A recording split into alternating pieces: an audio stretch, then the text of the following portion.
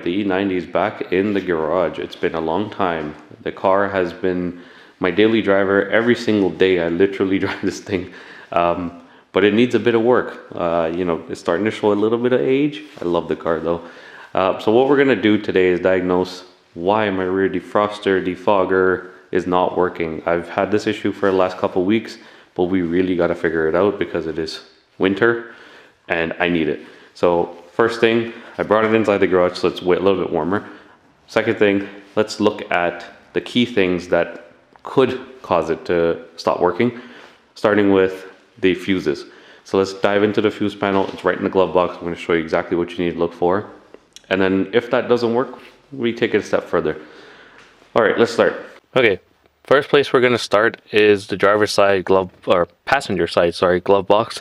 If you go in, you actually just need to release these two little tabs.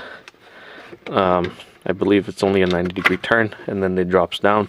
You'll notice you have a handy dandy guide as to what all those fuses are. So we're going to go through this. Okay, so according to this fuse diagram, numbers 47 and 79 are the ones related to the rear defroster. And then if you go on here, you can see 47 is right there, which is right about there somewhere. And then 79 is right here. So I'm just going to quickly check those, make sure they're good. It's very easy to check fuses. You just hold it up in light and you'll see if the fuse is broken. Okay, so I pulled out this fuse, and if you look carefully, this is number 47, it's a 30 amp fuse. See that coil? If it's broken anywhere, that fuse is gone, just replace it with a new one. Our E90 chassis, they all come with this fuse puller. It's inside the glove box. Fantastic, it's so easy. And then you can quite easily pop it back in and just squeeze and it will release. Okay, so that's good, 47. I'm going to check 79 off camera. Just make sure that's good as well. Okay, next step, we're going to take this panel off. In order to do that, what you'll have is this little airbag symbol. You can just pop it off with a flathead. And then behind it, there's actually a tiny little screw, just like that, sorry. And you just unscrew that. Okay, so don't need to fold the seat. You just got to pull this seat forward a little bit, and that's, sorry, I can't zoom out any further. And then the corner bolster for the seat, you can grab it from the top and just pull it out. It's pretty tight, so just take your time, pull it, and then you can see you can start to remove this cover. And then behind it, there's a bunch of modules, so we're going to be just checking those to make sure that they're getting power. Just don't break this, take your time. Okay, so I got the trim off. This is the back side of the same trim.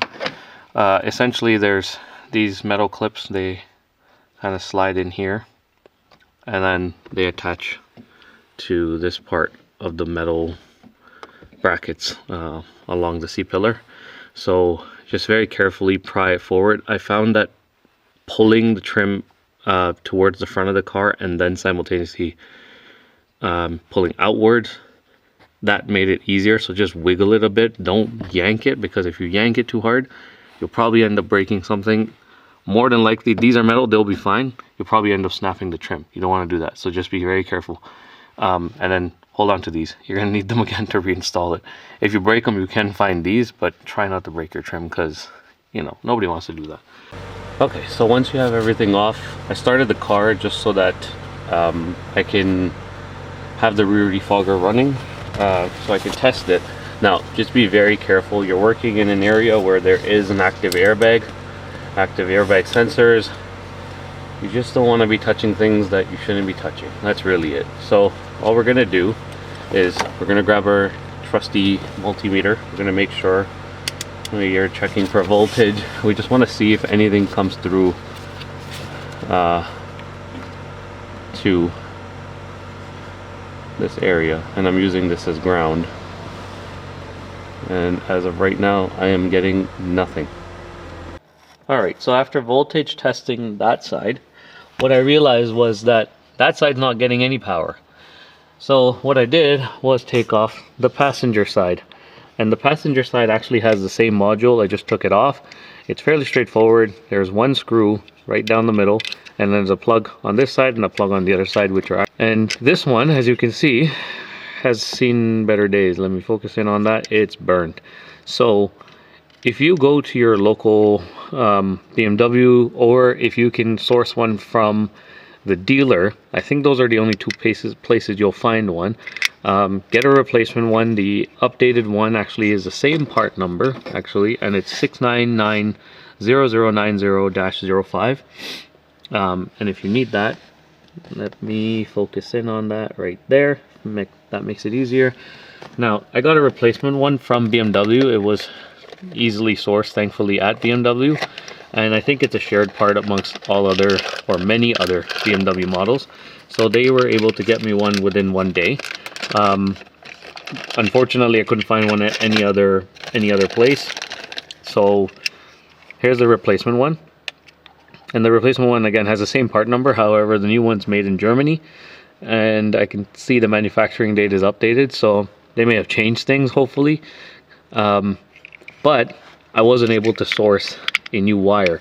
Unfortunately, the old plug from that side actually burnt off. So what I'm going to do is I'm going to clean this up, cut this off, and I'm going to solder in a new cable here.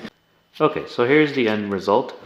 This is what I'm going to be soldering back on, as the wire in the car is corroded quite a bit, as you can see here. So I cut it off just past the corrosion, and what I'm planning on doing is soldering this end of the orange cable back to the car side, and then this side, what I actually ended up doing was using this style connector and putting in the raw cable into here, crimping it tight, and then soldering it closed with a heat shrink on top, a bit of heat shrink.